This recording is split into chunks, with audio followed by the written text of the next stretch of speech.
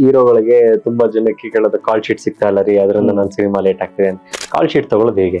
ನಮ್ಮ ಮೂವಿಯಲ್ಲಿ 12 ದಿನ ಅವ್ರು ಬರಬೇಕು ಸೆಟ್ಗೆ. ಆನ್ ಸೆಟ್ 12 ಡೇಸ್ ಇದೆ, ಅದ್ರಲ್ಲಿ ಬೇರೆ ಬೇರೆ ಸ್ಕೆಡ್ಯೂಲ್ಸ್ ಅಲ್ಲಿ ಇದೆ ಅನ್ಕೊಳ್ಳಿ.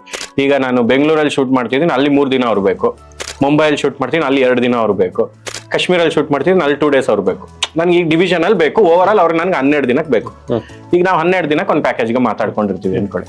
ಈಗ 12 ದಿನ ನಾನು ಸ್ಕೆಡ್ಯೂಲ್ ಮಾಡುವಾಗ ಹೆಂಗ್ ಮಾಡ್ಕೊಬೇಕಂದ್ರೆ, ಈಗ ನನ್ನ ತುಂಬಾ ನೋನ್ ಇರೋಂತ ಹೀರೋ ಜೊತೆಗೆ ನಾನು ಕೆಲಸ ಮಾಡ್ತಿದ್ದೀನಿ, ಅವರ ಅವೈಲೇಬಿಲಿಟಿ ಮೇಲೆ ಮಿಕ್ಕವ್ರನ್ನ ನಾನು ಅಡ್ಜಸ್ಟ್ ಮಾಡ್ಬೇಕು. ಇಲ್ಲ ಅಂದ್ರೆ ಎಲ್ರದ್ದು ಅವೈಲೇಬಿಲಿಟಿ ಕೇಳ್ಕೊಂಡು ನಾನು ಪ್ಲಾನ್ ಮಾಡ್ಕೊಬೇಕಾಗುತ್ತೆ. ಮತ್ ಕೆಲವು ಟೈಮ್ ಅಲ್ಲಿ ಸ್ವಲ್ಪ ಹೆಕ್ಟಿಕ್ಸ್ ಆಗದೆ, ಅಲ್ಲಿ ನಮ್ಗೆ ತುಂಬಾ ಇಂಪಾರ್ಟೆಂಟ್ ಇರುತ್ತೆ ಇಬ್ರು ಕಾಂಬಿನೇಷನ್. ಈಗ ನಂದು ನಿಮ್ದು ಸೀನ್ ಇದೆ, ಒಟ್ಟಿಗೆ ಮಾಡ್ಬೇಕು ಆ ಸೀನ್.